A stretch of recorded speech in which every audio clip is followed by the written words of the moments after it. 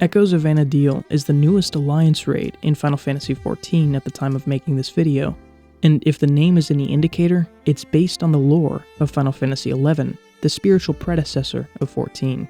As a result, I've seen quite the swell of interest from 14 players in starting 11. This is great. I personally think that 11 is one of the best games ever made, but initial impressions aren't exactly this older MMO's strong suit. Beyond that, the gameplay loop for both of these games could not be any more different. So I'll be going over many of the key differences between the new player experiences of these games that stuck out to me the most. As a quick disclaimer, I have far more experience with 11 than I do 14. To make up for that gap in my knowledge, this video was done in conjunction with a conversation I had on the Sharlayan Forum YouTube channel. I'm a big fan of this channel for both its 11 and 14 content. If you don't take anything else away from this video, remember this. Final Fantasy XIV is very much so a modern MMO, with certain quality of life features that fundamentally change the way players socialize. Features such as party and group finder, leveling content so players have a variety of things to do while they grind out levels, quest markers, voice acting, and content dedicated to farming gil, all among plenty other features. With only a few exceptions, Final Fantasy XIV does an incredible job at making every single play session as frictionless as possible. 11 doesn't really have anything like this. While playing through 11, you'll be messaging people or shouting for party, grinding in open world areas, or you'll be reliant on online quest guides instead of quest markers. Now, before I give the wrong impression, modern Final Fantasy XI is not a time machine that takes people back to the time-disrespecting days of the early 2000s. This isn't how most of 11 is, anyway. Nowadays, there are key items that speed up experience gain, summonable mounts, and a decent enough fast travel system, and a streamlined pathway to get players into the beginning of Endgame.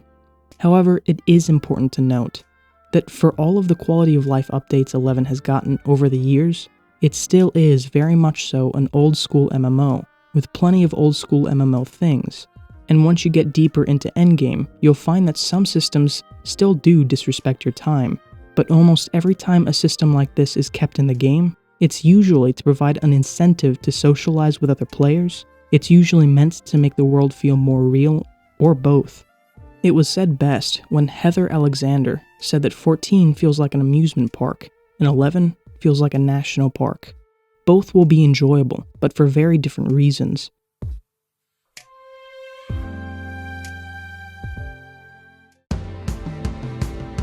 Now that you understand the overarching differences, let's get into some of the details. Firstly, I'll go over 7 of the most glaring differences I experienced as a new player going from one game to the other.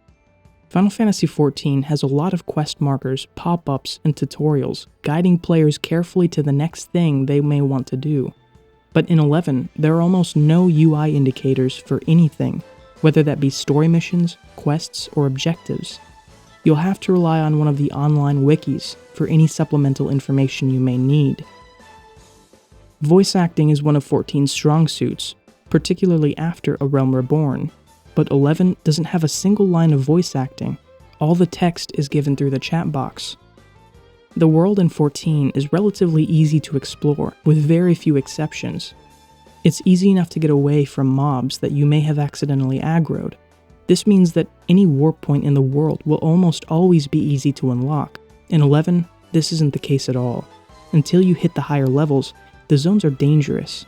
If you aggro a mob, they will chase you, like they have a personal grudge, and they won't stop till you zone or die. Furthermore, certain warp points lie on the other side of dungeons, with higher leveled mobs that are guaranteed to aggro. Others lie deep inside a dungeon or zone that requires solving a puzzle to reach, and some can be downright difficult to find. So there are some warp points in 11 that really are hard to unlock, which isn't really something found in 14. When it comes to forming parties for content or endgame, the vast majority of 14's party formation will be done through the duty finder or the party finder. The devs have mentioned working on expanding 11's party formation features in 2025, but the vast majority of party formation in 11 will happen through your link shell or Discord servers. The UI in both games can be tough to get accustomed to, but 14 gives players a plethora of customization options that can go a long way towards overcoming the new player hurdle. 11, on the other hand, has very limited UI options, and this can be particularly harsh for new players because of how downright clunky some of it is. While both games offer plenty of control customization, and both can be played on controller and keyboard, I've personally found that 11's mouse controls are practically unusable. Finally, while socializing in the early game has been made mostly optional in 11, the older MMO still nudges players to play far more socially than does 14. While the two games are just too different to offer a complete comparison in a list format like this, these were the biggest things that stuck out to me personally. Now, let's get into some of the details of how these games differ.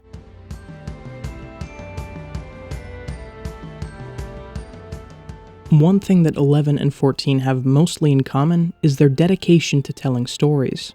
Much of 14's story focuses on a land called Eorzea and its struggle against the Garlean Empire, and a shadowy group of schemers known as the Ascians. The Warrior of Light finds themselves becoming one of the scions of the Seventh Dawn, a group who starts the story out as not much more than primal hunters, defeating summoned primals that threaten the city-states of Limsa, Ul'dah, and Gridania.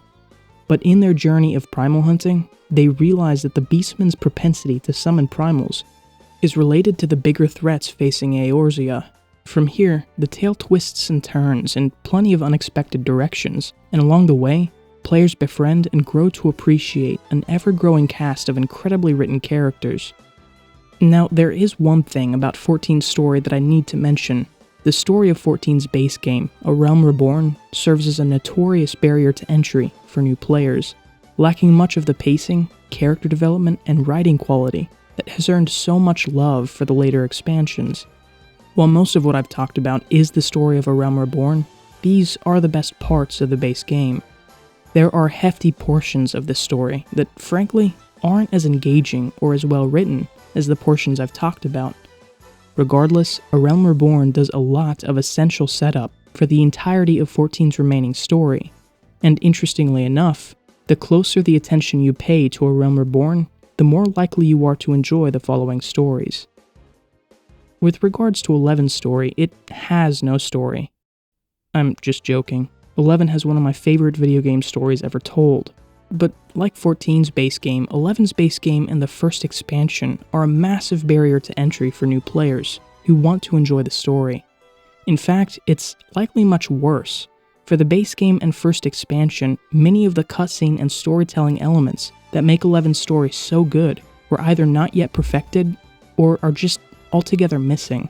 This isn't to say that all of the early stories of 11 are bad, but most players will notice a dramatic increase in storytelling quality by the time they hit the second expansion. Now, the story of 11 early on will be quite dramatically different depending on which nation you start in. Unlike 14, whose MSQ portion of the starting cities is pretty trivial, in 11, each starting city has their own mission storyline. If players choose to start in Sandoria, they'll see the return of a long-lost member of Sandoria's royal family, and the machinations of a corrupt priest seeking utopia. For Bastok's storyline, it revolves around the return of an individual referred to as the Talekeeper, the only Galka who retains the memories of all their previous reincarnations, and the social ramifications this has on a politically divided nation. As for Windurst, the return of a certain military weapon forces two young mages to learn about the actions of their father and their nation in the war that ended 20 years prior. The first half of all of these stories converge into a single plot line. This involves the return of the Shadow Lord, the leader of the Beastman forces in the Crystal War, a conflict which almost plunged the entire world into destruction. This encounter with the Shadow Lord sends the adventurer into a series of conflicts in the following expansions, brought about by a catastrophic imbalance during the creation of Vana'diel. Between the two games, which story is better? Well, this question isn't exactly possible to answer in any objective sense, because while both of these games share a hyper-focus on story, they go about telling their stories in very different ways. In 14, the storyline is one continuous, linear narrative that has its beginning in the base game and its end in Endwalker, or currently Dawn Trail, depending on how you want to categorize the story. In 11, it's obvious that there are at least 2 intended play orders for the stories, but they are written so that you can experience in mostly any order you want. If after you finish the base game you want to jump to the 5th expansion, nothing's stopping you. If you want to make a beeline for the story finale in the 6th expansion, and then go back and finish up the 1st through 5th expansion, barring some progress requirements, each of the storylines are written in a way to make this possible. This is the first big difference between the 2 games. 14's narrative is strictly linear, whereas 11's isn't. Both of these approaches come with certain advantages and disadvantages, but which is more enjoyable to play through will largely depend on the player. One thing can serve as a stumbling block for many players in 11, however, and that is the lack of voice acting. There is no voice acting in all of 11, and if this is an issue for you, you should know about this up front. Beyond the difference in linearity, there are several smaller differences between the game's stories. In 14, you are the Warrior of Light, the center of attention for almost every scene, whereas in 11, you're simply the adventurer, a very important character among several important characters in each of the storylines. And about those characters, in 14, you spend the entirety of the game's story with a fixed yet slowly growing cast, the Scions of the Seventh Dawn. In 11, every single expansion has its own characters, resulting in a Goliath cast by the end of the game. In 14, the lore of the world is oftentimes the focal point of certain story sections, whereas 11 never really goes out of its way to explain its own lore, just dropping tidbits here and there. Finally, the most important difference left is probably the story lockouts. In 14, there are practically no story lockouts, whereas 11, certain missions throughout the expansions require players to wait till the next in-game day, and the 5th expansion requires participation in a piece of side content that can time-gate progress if they don't begin that content earlier on. To summarize, both games have incredibly written, intricate worlds and stories, but they each go about telling their stories in very different ways.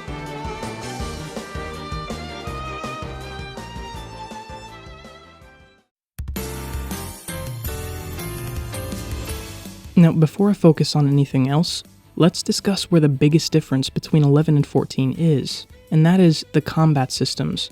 When I meet a new 11 player from 14, they oftentimes say that the combat is too slow, and when talking to a new 14 player from 11, they say that the combat is too shallow. The reason that these criticisms are oftentimes top of mind when players from one game try the other is because of what each combat system is designed to offer. The reason so many 11 players tend to call 14's combat shallow is because the job system in 14 is much simpler than that of 11. What these players may not have grown to appreciate yet is the encounter design of 14. These encounters are oftentimes tailor-made with a plethora of unique mechanics that require very specific execution on the part of the player to be able to clear without too much difficulty. Encounters involve mechanics such as broad-sweeping televised attacks that players need to react to, DPS checks that test the player's knowledge of the job abilities, specialized status effects that need to be managed or juggled, or a plethora of other things players must learn to perfect. It's also worth noting that 14's mechanics don't function as a pass-fail test. While mechanics like that do exist in higher-end content, the vast majority will only be as punishing as the content difficulty you're engaging with. For example, standard MSQ dungeons will have very simple mechanics, and failing those mechanics won't be all that punishing aside from some debuffs. These mechanics also tend to build upon themselves, only ever having players face more difficult or more punishing mechanics after they've had the opportunity to learn similar or simpler versions. And by the time you reach the higher end content in the game, having mastery of an encounter's mechanics are one of the determining factors for whether or not you clear. So learning mechanics of the encounters throughout 14 offers a strong sense of progression that exists outside level ups and upgrading to higher eye level gear. 11's encounters in comparison are really bare bones. Even the most mechanically complex fights in the game are relatively simple compared to most encounters in 14. However, the way in which 11's combat challenges players is through testing the player's use of the game's job system. The job system in 11 is orders of magnitude more complex than that of 14's, and in this regard, 11 does play a lot more like a complex version of the older games in the series than does 14. For starters, rather than there being 3 basic roles, I think most 11 players would agree that the game has closer to 5 roles. In addition to the standard trinity of tank, healer, and DPS, there is also the role of support, whose buffs can allow other jobs to perform so much better than they usually do. And there's also the role of utility, jobs capable of partially filling multiple roles in a single encounter. To complicate things even further, no single job in 11 is designed to exclusively fill just one role. Almost every job in 11 can fill multiple roles, depending on what gear sets you have. The flexibility of 11's job system is achieved by 2 major things. The first is this game's horizontal gear progression. With certain gear sets, you can transform a job from one role into the other. For example, there are gear sets that transform Dark Knight, a glass cannon damage dealer, into a tank. That's quite suitable for lower endgame content. There are gear sets that allow white mages to function as a decent physical damage dealer. There are some jobs that, depending on the gear sets, are evenly split between multiple archetypes, and there are at least 2 jobs that can reasonably function as all 5 roles. The second way 11 achieves this flexibility in its job system is through allowing players to choose a sub-job in addition to their main job. This gives the main job the first half of all of the sub-job's bonus stats and abilities. So if you're playing a blue mage, subbing Scholar will give you a very different set of strengths and weaknesses compared to subbing a warrior or rune fencer. Furthermore, certain encounters in the game will absolutely require you to sub a different job depending on your party composition. For example, if you're playing red mage, Scholar isn't the best sub-job, neither is white mage, but they both can be, depending on the content, the encounter, and your party's job availability. The job system in 11 is one of the most complex things in the entirety of the Final Fantasy franchise, and your success in the game will largely come down to your mastery of this incredible system. Now, I do want to reiterate something. All because both of these games are better at doing certain things doesn't mean that the other game is bad at those things. I love Final Fantasy XIV's job system for its accessibility and how easy it is to experience the combat system through different jobs. And while 11's encounters are by no means as complex, figuring out how to get your job to do both the encounter's mechanics while also doing the numbers required is nothing short of addicting. Furthermore, both systems have their pros and cons. Even putting the most recent questionable design choices aside, 14 will never have the complexity or job identity that 11 has. Every single job in 11 has a highly unique identity, playing radically different from every other. However, the job system in 11 will never be as balanced or accessible as the system found in 14, regardless of how much free catch-up gear and currency they give new players. Gearing a job to take on the most cutting-edge content in 11 can take several months of consistent play, and even then, not all jobs are created equal. While every job has its place in Endgame, there are plenty of encounters that are simply unclearable for certain jobs. The last notable difference between the 2 combat systems is how social each system requires players to be. While starting out, both games will largely be a solo experience. The minute you step out of even the simplest fight, however, you'll find that 11 will require players to be far more social than 14. Healing, buffing, enfeebling, weapon skills, and tanking can require some elements of communication across the players. I don't see this as a pro or a con, but it is definitely important to keep in mind for anyone considering both games. Final Fantasy XIV's gearing usually involves engaging with the most recent content for currencies that allow you to purchase the most powerful gear available. The most notable content in this category is raids. The most difficult raid tier rewards a special type of currency that allows players to purchase the most powerful or best-in-slot set for your job.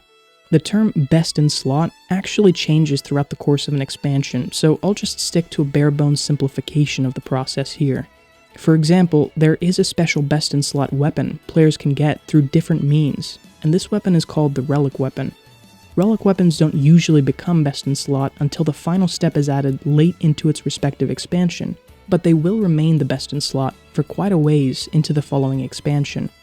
If players get all their highest eye level gear in addition to perhaps their relic weapon, this results in that character being an absolute powerhouse. At least for the rest of the expansion and slightly beyond. Gearing in this game more or less resets every expansion, so the release of one expansion means the eventual invalidation for just about all of the previous gear. Again, this isn't necessarily a bad thing. Progression in 14 comes from the player's knowledge of the game's encounters, not the gear they acquire. And thanks to the great level sync in 14, the encounters in each expansion can be enjoyed long after they're released.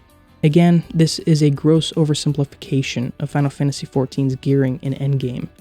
But this alone is enough to demonstrate just how drastic of a departure these two gameplay loops are. As mentioned before, gearing a single job to take on the cutting edge of content in 11 is a months-long endeavor, because the gearing in the game is incredibly horizontal. The reason for this is, in 11 you can swap your character's gear in the middle of combat, and depending on what you're doing, there are huge benefits to swapping your set. For example, if you're playing Red Mage, there will be one set for maximizing weapon skill damage, another for magic bursting damage, one set for maximizing TP gain, one for maximizing MP refresh speed, and so on. And many of the individual gear pieces will require players to engage in different types of content. Some of the gear will come from battlefields, which are 11's version of raids. Some of the pieces will come from content released in the most recent expansion, and some of the gear will literally come from 20-year-old content, and everything between. Now, I mentioned relic weapons in 14 as being one of the best in-slot weapons that players can get. Well, the ultimate weapons of 11 serve as a huge source for content players play through today. They are usually referred to as the Primas, and even the oldest and weakest set of Primas, the 20-year-old relic weapons, still have players grinding through Dynamis and spending millions of gil to complete today.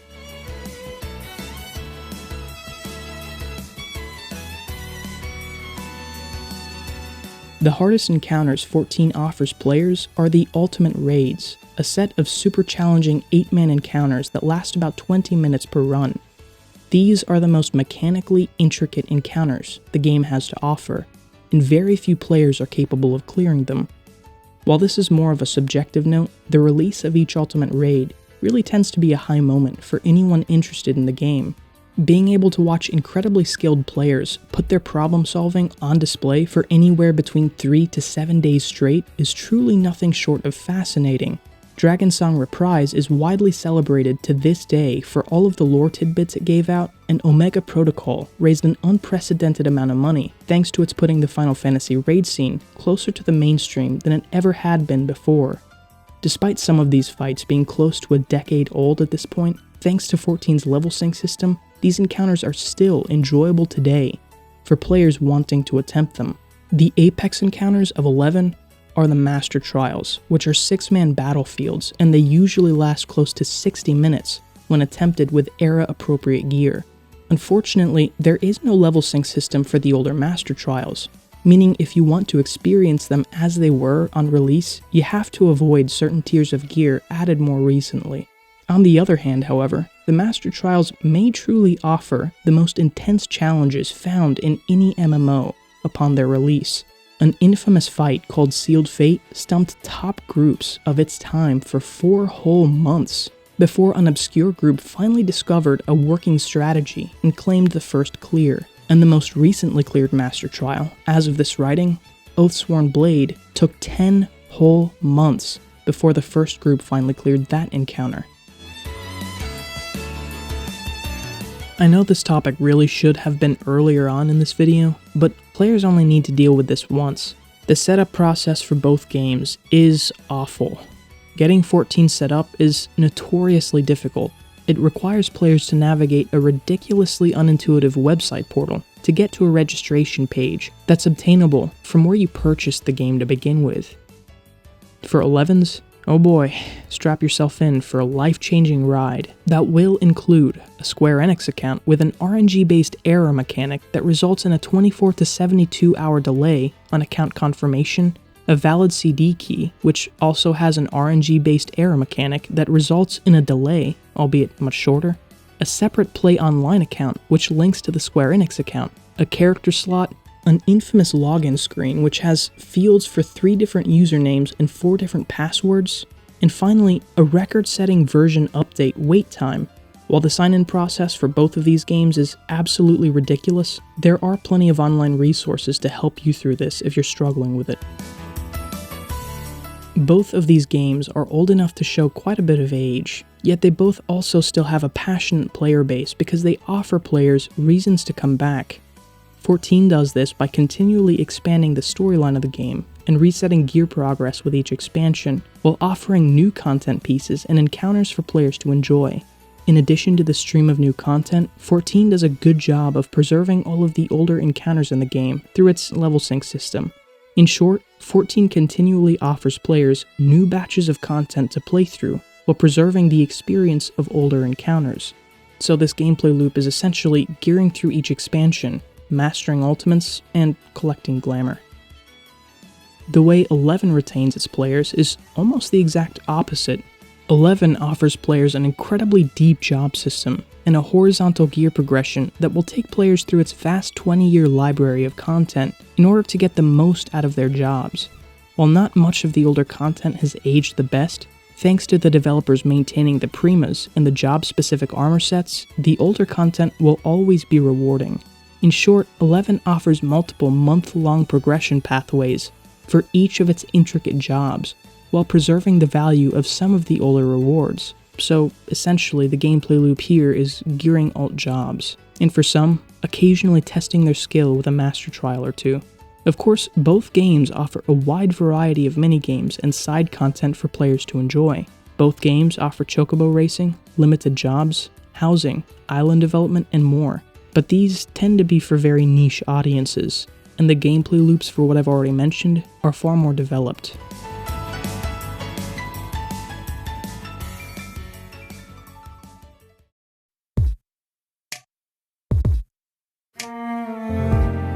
Despite both games being Final Fantasy MMOs, they play radically different from each other. I hope I've been able to convey some of the differences in experience new players will run into. If you're a 14 player looking for more content on 11, or if you're an 11 player finally wanting to see what all the hype around 14 is all about, I hope you found this video helpful. If you've made it this far and you're wanting to understand a bit more of the differences between the two games, feel free to check out my conversation on the Sharlayan Forum YouTube channel. Thank you for watching.